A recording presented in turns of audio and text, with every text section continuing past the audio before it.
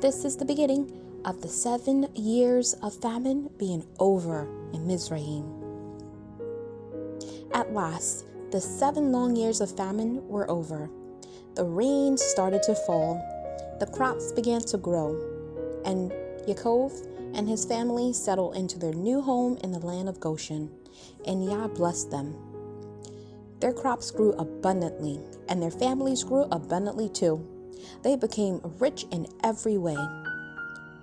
Yaakov lived 17 years in the land of Goshen until he was 147 years old. Now, what happens when things get old?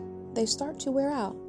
That's what happened to Yaakov. His eyes were going bad. His legs were getting weak until finally he didn't even have the strength to get out of bed. Yaakov knew his time on earth was almost over, and so he sent for his son Yosef. As soon as Yosef heard that his father had called for him, he had left his home and traveled to the land of Goshen. When he entered his father's tent, Yaakov said, "Yosef, is that you?" "Yes, father," Yosef said. "Come here by my bed. I want you to make a solemn promise to me. Promise me that when I die, you won't bury me here in Mizraim. Promise me that you will bury me in the land of my fathers." Yaakov wanted to make sure he was buried in the land that Yah had promised his family. "I promise," Yosef said. So Yaakov made Yosef make a solemn vow.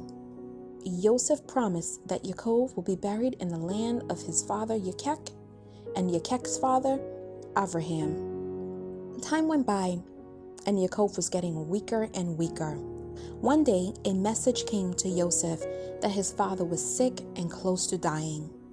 So he took his 2 sons, Manasseh and his younger brother Ephraim, and traveled to see his father once again. Yaakov was lying in his tent with his eyes closed. His body was tired and worn out from a long, long life. But when he heard Yosef and his sons coming, he used all his strength to pull himself up in his bed. "Yosef, is that you?" "Yes, father." "Come closer," Yaakov said, holding out his bent and bony hands. "When I was younger, the Most High Elohim appeared to me at Luz. This was in the land of Canaan, and the Most High blessed me there.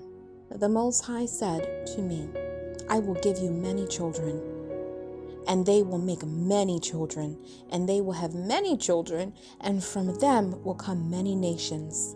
I will give this land to them, and it will be their land forever.'" And then Yaakov said in his trembling voice, "Yosef, your 2 sons were born to you in the land of Mizraim. From now on, I will call them my sons. They will be my sons, just as Reuben and Shimeon are my sons, and they will share in my inheritance, just as they will. And that's why Ephraim and Manasseh will become one of the 12 tribes of Israel. But we'll get to that later. Yosef, I'm doing this because I love your mother Rachel so much. She died in the land of Canaan, and I buried her there, beside the road of Ephraim, the little town that became known as Bethlehem. That little town is going to be very famous one day. You might have even heard of it already." Now Yaakov could barely see the shapes of the 2 boys standing there. "Yosef," Yaakov said, pointing to the 2 shapes. "Who are these boys?" "They're my sons," Yosef said. "The sons Yah has blessed me with in the land of Mizraim." Then Yaakov said, "Bring them here so that I may bless them."